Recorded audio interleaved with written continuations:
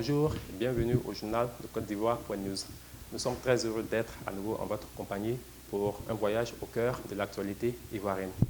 Au sommet de cette édition, nous parlerons du retour au pays de certains aventuriers ivoiriens, du Massa 2016 qui s'achève ce samedi, également du retour d'Emmanuel Eboué en Angleterre, ensuite du dernier classement FIFA, et enfin, nous irons à la découverte d'une styliste ivoirienne qui cartonne actuellement aux États-Unis. Ceci étant, nous passons maintenant au développement de notre bulletin d'information. Et nous ouvrons ce journal avec une information très importante annoncée le mercredi 8 mars à l'issue du Conseil des ministres.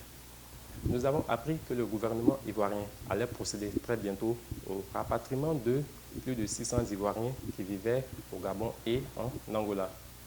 La raison de leur rapatriement, elle est toute simple.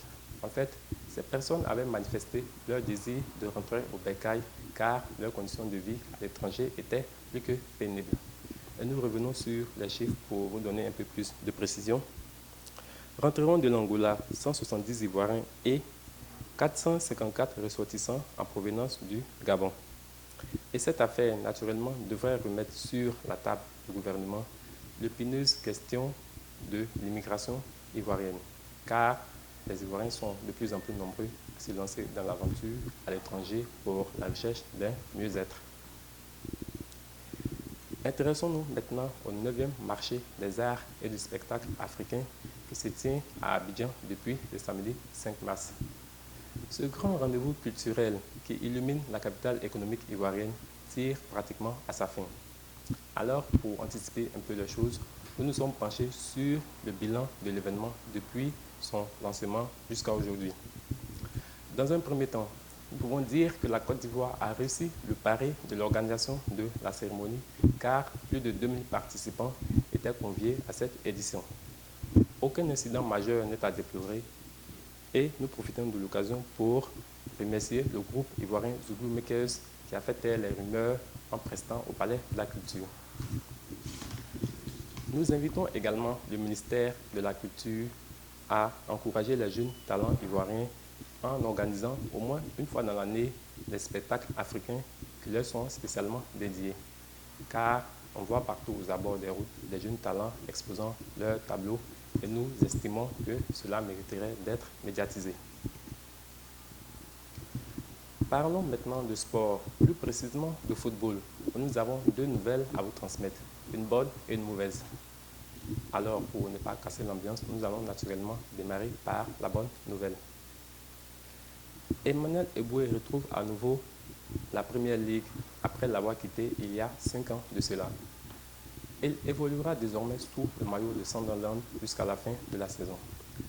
À la suite d'Abdoulaye Meïté, qui avait signé en Finlande, un autre ancien de l'équipe nationale refait surface dans un championnat qu'il connaît parfaitement bien.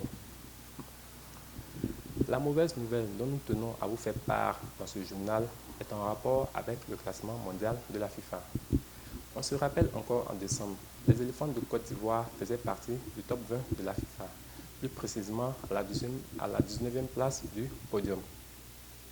À cette époque, la Côte d'Ivoire était aux yeux de la FIFA la meilleure équipe africaine, mais ce n'est plus le cas.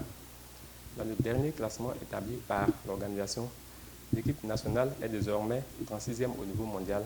Pire encore, elle cède au Cap-Vert sa place de meilleure équipe africaine. Intéressons-nous maintenant à l'univers de la mode. Le nom de Loza Maliombo ne nous dit pas grand-chose, pourtant cette styliste ivoirienne cartonne aux États-Unis.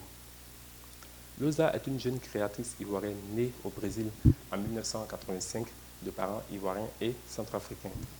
Très active dans l'univers de la mode, elle réside actuellement aux États-Unis, raison pour laquelle le public ivoirien sait moins de choses sur elle.